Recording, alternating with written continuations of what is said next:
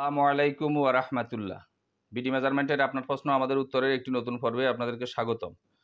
আজকে আমার সামনে প্রথম যে প্রশ্ন আছে, প্রশ্নটা করেছেন মোহাম্মদ রফিকুল ইসলাম খান সাহেব। জানতে চেয়েছেন, আমার একটা প্রশ্ন হলো সিএস কিংবা অন্য খতিয়ানে ১৬ আনা জমির মধ্যে যদি ৬, ৭, ৮ আনা থাকে এবং বাকি অংশ জমি খোঁজ কিভাবে পাবো?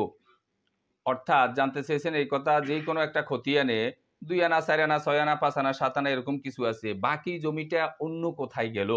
আসলে ওই দাগের বাকি সম্পত্তি কোথায় গেছে এটা পাওয়া অত্যন্ত সহজ। আপনাকে যেটা করতে হবে সেটা হলো এই দাগের অন্যান্য খতিয়ানগুলা নিতে হবে। যে এই দাগের কয়টা খতিয়ান আছে এবং এই দাগের বাকি সম্পত্তি কোন, কোন খতিয়ানে আছে, এটা নিলে আপনি খুব সহজে বুঝতে পারবেন যে এই দাগের অন্যান্য আনা, যে ১৬ আনার মধ্যে ২ আনা, ৫ আনা, ৭ আনা এখানে আসছে, বাকিটা কোথায় গেল। আশা করি বিষয়টা বুঝতে পারছেন। কোনো অংশ না বুঝলে আমাদেরকে আবারও জিজ্ঞাসা করলে আমরা জবাব দেওয়ার চেষ্টা করব ইনশাআল্লাহ। পরবর্তী প্রশ্নটা যিনি করেছেন মোহাম্মদ সুমন মিয়া সাহেব, জানতে চেয়েছেন, আমি একটি বিষয় জানতে চাচ্ছি। আমার আপন ফুফুর ওয়ারিশ সম্পত্তি কিনেছি, কিন্তু এই সম্পত্তি চাচারা দখল করে চাষ করে খায়। নামজারি করতে দিয়েছি, এটা কিভাবে নামজারি? জমি তো আমার দখলে নাই। আপনি যেটা জানতে চেয়েছেন সেটা হলো, অর্থাৎ যেই জমিটার আপনি নামজারি করতে দিয়েছেন এটা আপনার দখলে নাই, চাচারা এখন চাষাবাদ করে খাচ্ছে। আসলে নামজারি করার জন্য আপনার দখলে থাকতে হবে এটা জরুরি না। এই সময় আপনার দখল চাইবে না, আপনার চাইবে কাগজপত্র। অর্থাৎ আপনি যে মালিকানার যে কাগজপত্র, আপনি ক্রয়সূত্রে হলে ক্রয়সূত্রে যে মালিকানার কাগজপত্র, ওয়ারিশ সূত্রে হইলে আপনার ওয়ারিশান সার্টিফিকেট সহ মালিকানার যে কাগজপত্র, এই জিনিসগুলো চাইবে। এই সময় আপনার দখল চাইবে না। দখলটা চায় যখন আপনার জরিপ হবে, জরিপের সময় আসি সীমানা দিয়ে দখলটা দেখবে আপনি কতটুকুর মালিক এবং দখলে কতটুকু আছেন। আশা করি বিষয়টা বুঝতে পারছেন। পরবর্তী প্রশ্নটা যিনি করেছেন মোহাম্মদ জানে আলম সাহেব, জানতে চেয়েছেন, এক লোকের কোনো সন্তান নাই, একটি মেয়ে পালক নিল। তখন মেয়েটির বয়স ১ মাস। এখন মেয়েটির ভোটার আইডি কার্ডে তার পালক বাবার নাম লেখা এবং মেয়েটির বয়স হলো ২৫ বছর। মেয়েটির পালক বাবা মারা গেলে মেয়েটি কোনো সম্পত্তি পাবে কিনা? আসলে পালক বা দত্তক আমরা যেটাকে বলি, এটাকে যদি কোনো সম্পত্তি লিখে না দেওয়া হয় তাহলে সে ওয়ারিশান হিসেবে কোনো সম্পত্তি পাবে না। ভোটার আইডি কার্ডে যদিও তার মূল বাবার নাম না থেকে এখানে পালক বাবার নাম আসছে, তারপরেও এটা সামাজিকভাবে ধর্তব্য হবে না। কারণ ওয়ারিশান সার্টিফিকেট দেয় সমাজের মেম্বার, চেয়ারম্যান। উনারা জানে এই ব্যক্তির সন্তান কে, এই ব্যক্তির ছেলে মেয়ে কয়টা ছিল।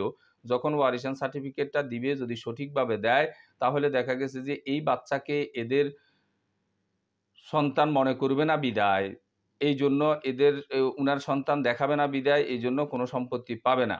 আশা করি বিষয়টা বুঝতে পারছেন। পরবর্তী প্রশ্নটা যিনি করেছেন, উনার চ্যানেলের নাম হলো হাসতে হাসতে শিখি। জানতে চেয়েছেন, বিএস খতিয়ানের মালিকের নাম না আসলে কি করতে হবে? বিএস খতিয়ানের মালিকের নামে আসে নাই, কোনো কারণে এগুলি ভুলবশত হয়ে যায়, তখন আপনাকে যত দ্রুত সম্ভব খতিয়ানটা সংশোধনের জন্য, যেটাকে মিসকেজ বলে, এই কাজটা করতে হবে। অর্থাৎ খতিয়ান সংশোধনের জন্য আপনাকে আবেদন করতে হবে। পরবর্তী প্রশ্নটা যিনি করেছেন মোহাম্মদ আলমগীর সাহেব, জানতে চেয়েছেন, কত সনে আইন করা হলো যে দাদার সম্পত্তি নাতিরা পাবে? এই আইনটা ছিল ১৯৬১ সালের। এই আইনটা ১৯৬১ সালের ১৫ই জুলাই কার্যকারী হয়েছিল আমাদের দেশে। এইজন্য এর আগের যেই এই এটা নিয়ে সমস্যা, এগুলি কিন্তু পাবে না। এর পরবর্তীতে যত এই সমস্যাগুলো, এগুলি তখন থেকে কার্যকারী হবে। আশা করি বিষয়টা বুঝতে পারছেন। পরবর্তী প্রশ্নটা যিনি করেছেন মোহাম্মদ আলমগীর শিকদার সাহেব, জানতে চেয়েছেন, খতিয়ানের দাগের অংশ বের করার নিয়ম বলবেন। খতিয়ানের দাগের অংশ বের করা আসলে একটু জটিল জিনিস। এটা সার্ভের একটা গুরুত্বপূর্ণ কাজ। আর এখানে আমাদের দেশে ২ রকম নিয়ম আছে। একটা হলো সিএস, আরএস, এসএ থেকে সম্পত্তি বের করার নিয়ম।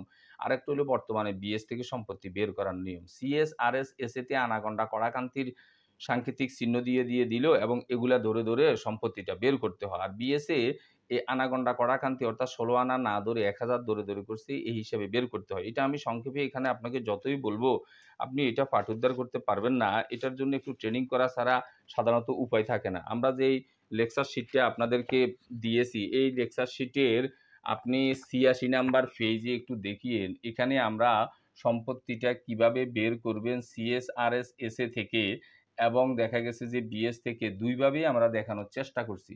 সম্ভব হলে এটাকে আপনি একটা স্ক্রিনশট নিয়েও রেখে দিয়ে চেষ্টা করতে পারেন।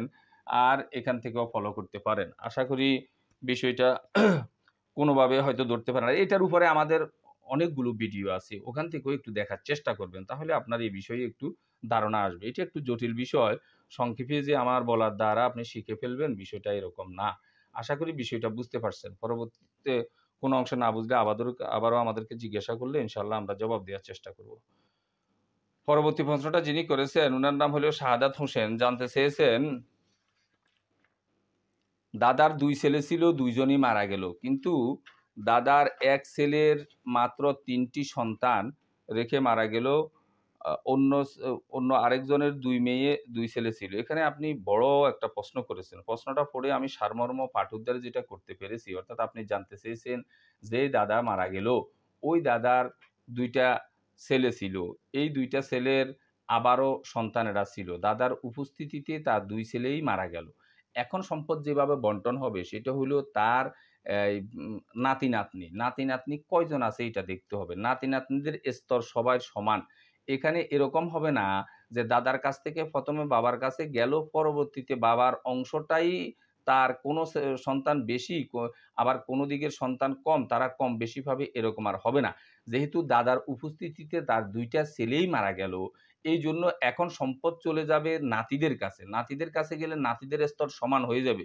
কোনো ঘরে ২ টা নাতি, কোনো ঘরে ৩ টা নাতি, কোনো ঘরে ২ টা মেয়ে, কোনো ঘরে অ্যা দ ২ টা ৩ টা মেয়ে। এগুলিও যদি হয়, আমরা এখন নাতি-নাতনিদের টোটাল অংশ যোগ করে ফেলব। যে দেখা গেছে যে টোটাল নাতি আছে কয়টা, টোটাল নাতনি আছে কয়টা। যেরকম আমরা ছেলে-মেয়ে যেরকম যোগ করতাম। এই হিসাবে প্রত্যেক নাতি যা পাবে, প্রত্যেক নাতনি তার অর্ধেক পাবে।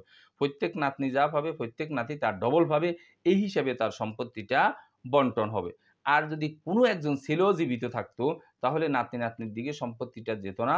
সম্পত্তিটা সরাসরি ওই ছেলের কাছে ১ম এ আ উম যাইতো। এর পরবর্তীতে দেখা গেছে যে ওই ছেলের সন্তানেরা এভাবে পাইতো।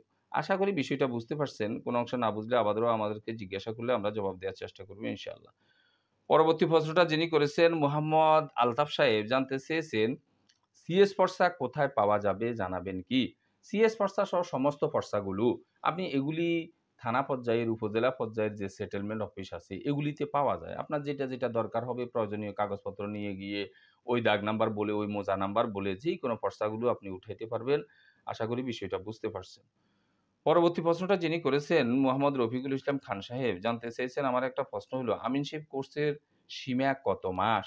৩-৬ মাস কোর্সের অথবা ১ বছরের ডিপ্লোমার সব বিভাগের প্রশ্ন কি একই রকম? না, সব বিভাগের প্রশ্ন একই রকম হবে না। এখানে ৩ মাস মেয়াদি, ৬ মাস মেয়াদি, অনেক সময় কিছু প্রতিষ্ঠানে ১ বছরের ডিপ্লোমা আর সরকারিভাবে একটা দেখা গেছে যে স্টুডেন্টরাই সাধারণত করে একবারে ৪ বছর মেয়াদি ডিপ্লোমা আছে, হ্যাঁ? এগুলি সব বিভাগের প্রশ্ন একই রকম হবে না। বিভাগ ওয়াইজ সময় ওয়াইজ দেখা গেছে যে প্রশ্নগুলোর ধরন আলাদা হয়ে থাকে। আশা করি বিষয়টা বুঝতে পারছেন। কোন অংশ না বুঝলে আমাদেরকে আবারও জিজ্ঞাসা করলে আমরা জবাব দেওয়ার চেষ্টা করব ইনশাআল্লাহ। ভিডিওটি ভালো লাগলে লাইক, কমেন্ট এবং শেয়ার করবেন। আমাদের ধারাবাহিক ভিডিওগুলো পাওয়ার জন্য চ্যানেলটাকে সাবস্ক্রাইব করবেন। এই আশাবাদ ব্যক্ত রেখে আমাদের আজকের প্রশ্নোত্তর পর্বটা এখানে শেষ করছি। আল্লাহ হাফেজ।